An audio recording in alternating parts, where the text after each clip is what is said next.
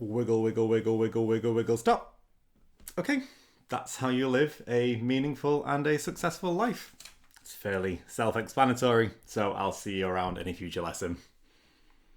Okay, fine. If you're still here, you probably want a little bit more context, so I suppose I can help you out. So we've already looked previously at Maslow and his idea of being values. So what a fulfilling and meaningful life looks like and what the values are that we should practice to be able to get there. And then we've taken that further and we've looked at simplicity and vitality, specifically in this book by John Lane. So we looked here at pruning the excessive parts of our lives to make room for more growth in others. So now what we're going to do is take this discussion further. We're looking to see how our life unfolds in different ways, and practically, for the sake of this lesson, how we can avoid an existential crisis. Or, more specifically still, how we can actually use an existential crisis to our advantage. So we are looking at deepening the discussion with this book, which is The Unfolding Self by Molly Brown. And yes, we do want a successful life, but that is nowhere near as important as a fulfilling life. So what we're going to do, we're going to break down this into three different things for this lesson. So we're going to have a look at the two dimensions of human growth within psychosynthesis. I'm going to give you a very practical diagram to help make more sense of it. And then I'm going to leave you with a little checkable guide so that you can actually see how well you are blending these dimensions into your own life. So with all this in mind, let's start with page 20. Super simple quote. It's going to be literally one tiny line, and it is just this part down here. Human growth can be said to occur in two dimensions, the personal and the transpersonal. So before we continue with this lesson, we need to have a look at what this actually means before we can even then draw that little diagram itself. So what we are looking at is the personal and the transpersonal, starting obviously with the personal. So the personal, this is going to refer to the search for meaning in our own personal lives, our own individual lives. So this is you passing your tests at school and getting the job that you want and finding a partner, having a child, and so on. So when we accomplish a goal like this, our experience of ourselves is improved. We feel like our life is of more significance and it's of more value. We feel like we become a little bit more effective in the world, and we can sense this experience of growth and momentum. But it's not just that, because as we practice and we develop our skills and our capacities and our capabilities, our sense of the world also grows as well. So as we develop our personal character and we explore ourselves and our potentials, we naturally start to see more potentials in the world. These are possibilities that were already there, but they were invisible to us because we just couldn't comprehend them. So we're in a process of constantly updating and processing our values in relation to our experience of the world. But eventually, there comes a point where we're no longer just thinking about the meaning of our own personal lives, but also about the lives of others as well, and worldwide concerns. So this pulls us out of the personal realm and into the transpersonal realm. Now, if you're not familiar with this term, then it just refers to anything beyond the limits of personal identity. So you might think about it in terms of family or friends or children or communities or legacy on a wider scale. It's who you're actually in service to and how you pour your efforts outwards. I've used the analogy of the overflowing pot before, and it'd be useful again here. So I'll just very, very briefly go over it. It was when we looked at this diagram. So if you made the best possible soup for yourself from scratch and you sat down to enjoy it, then it's going to be a very rewarding experience, but it could be more rewarding still. You've taken one bowl from a full pot. The experience would be improved even further if you hosted a party and then shared the other 5 bowls with friends.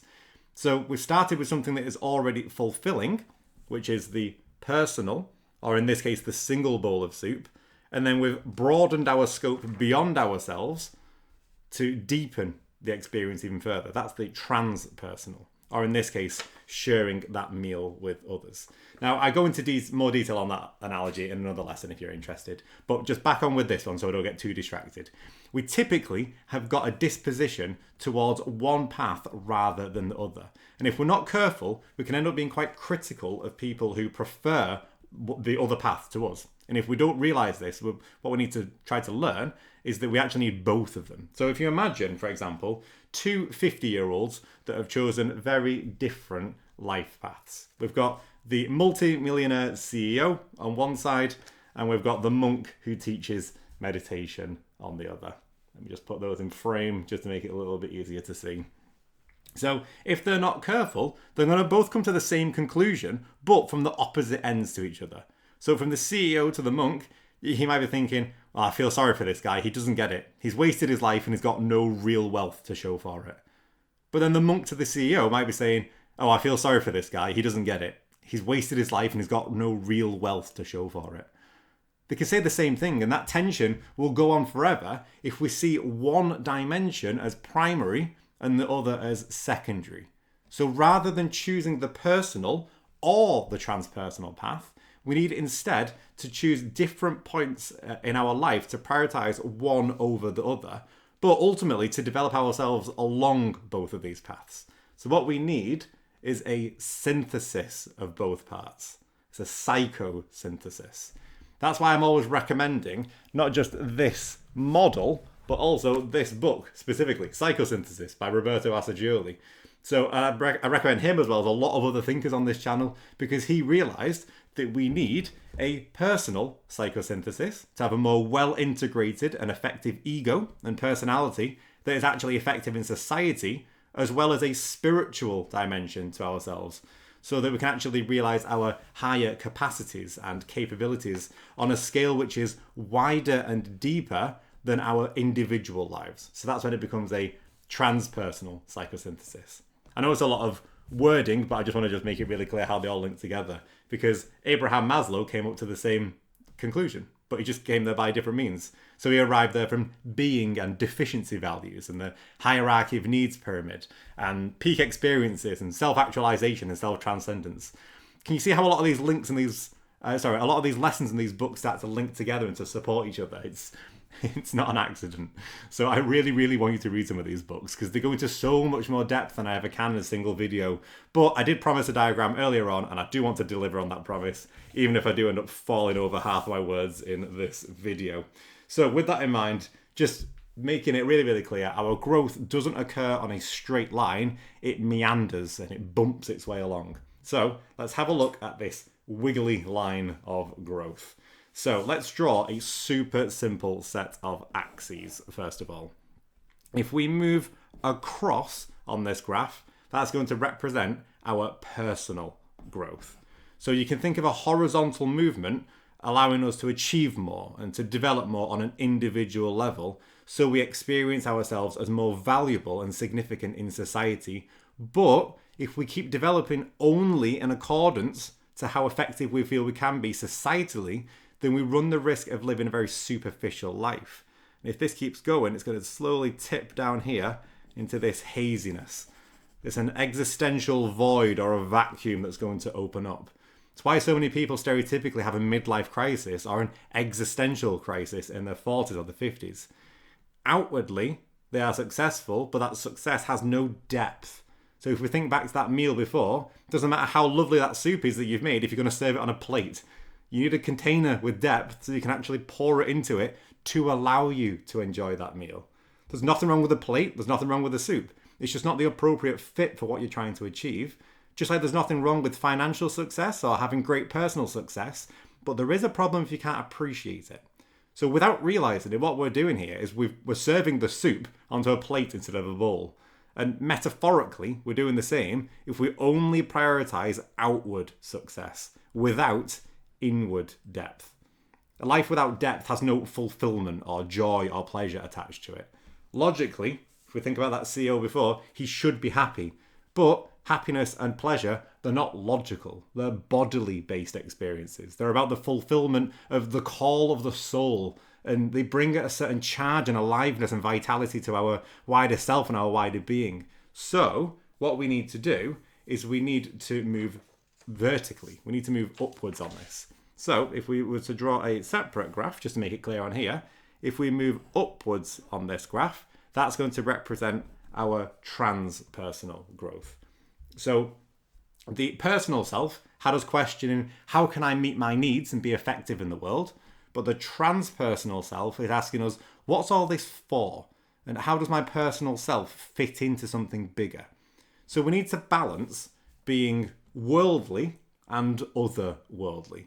A focus on myself, but also on others. So what's going to happen is this. We need to make sure that with both of these elements, we are slowly wiggling our way upwards like this, on the personal and the transpersonal levels. So let's say in life, we start here and we move across. Let's take the example of we start a business and we earn some money. So we move across, we start the business, we earn some money. Great. Then we move up on this because we think about how this business can be of service to not just the customers, but the wider community. But we need more money to do this. So we move across again.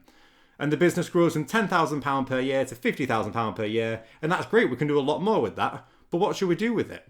And this is something that commonly happens at this particular point. I don't know. So I'll just focus on earning even more. So what's happened here is that we get to the stage where, let's say we earn instead £100,000, but you realise that you're no happier. Well, why? All that's happened is that you're feeling more and more burnt out. So you're working harder and harder and longer, but the rewards are getting less and less.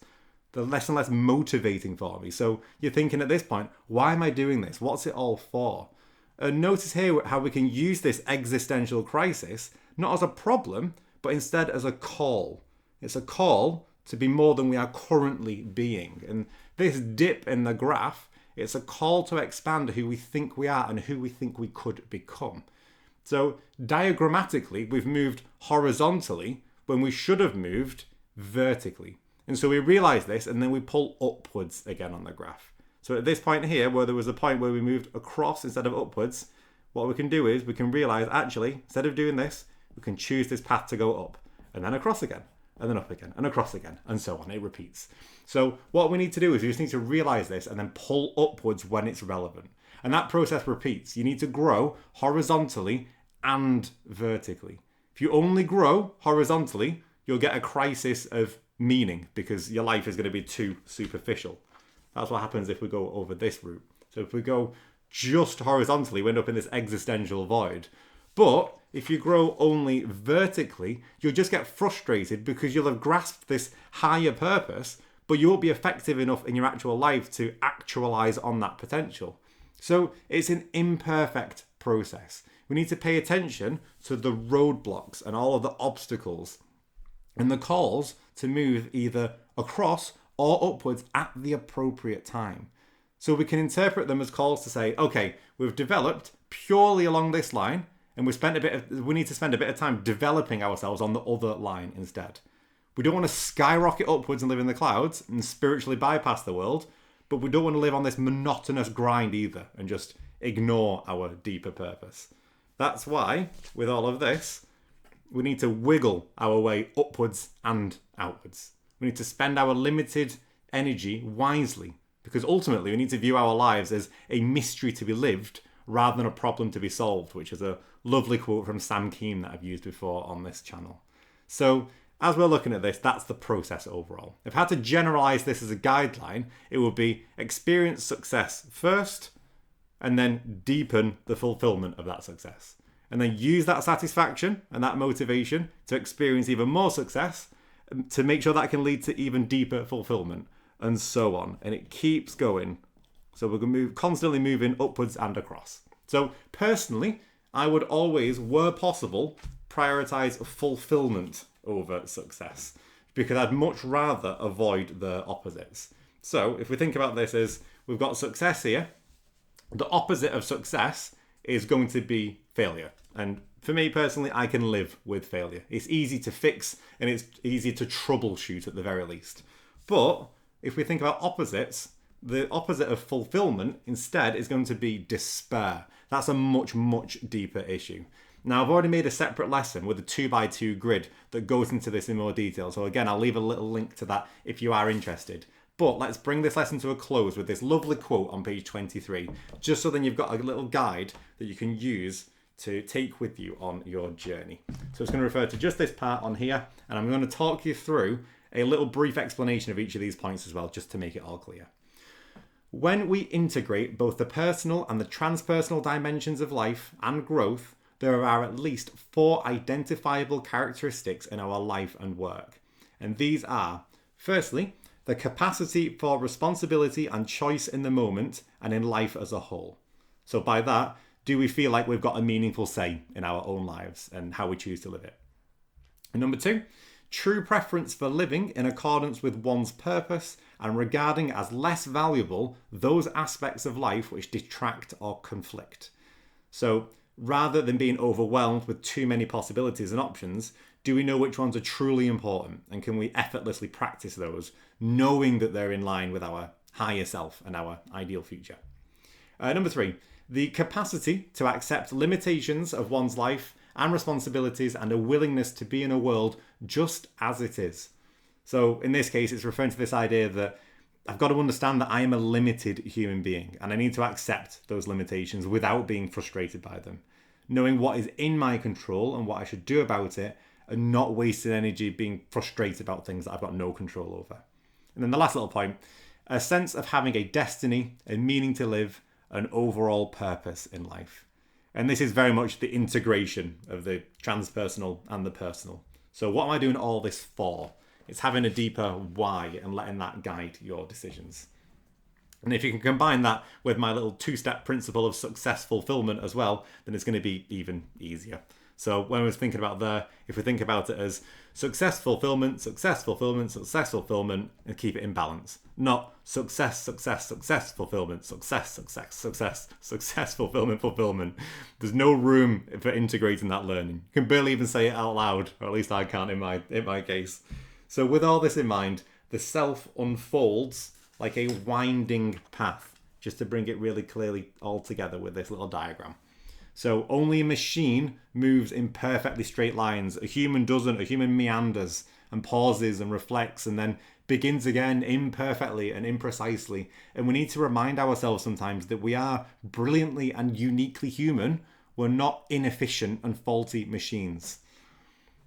I could go on. I'm aware of the length of this video already though. But what a book. What a book this is, The Unfolding Self by Molly Brown. If you want to take this lesson further, you can watch other videos I've made on psychosynthesis. And there's an amazing article as well that I found when I was researching this lesson. So I'm going to leave a link to that as well. Full credit there goes to Kenneth Sorensen, who wrote that article. He did an incredibly good job in writing that, and I hope you find it as useful as I did. But that is that for now. Do what you like, as long as you wiggle your way into your own chosen future. And I'm going to wiggle my way back into another book. So I'll see you in a future lesson. See you then.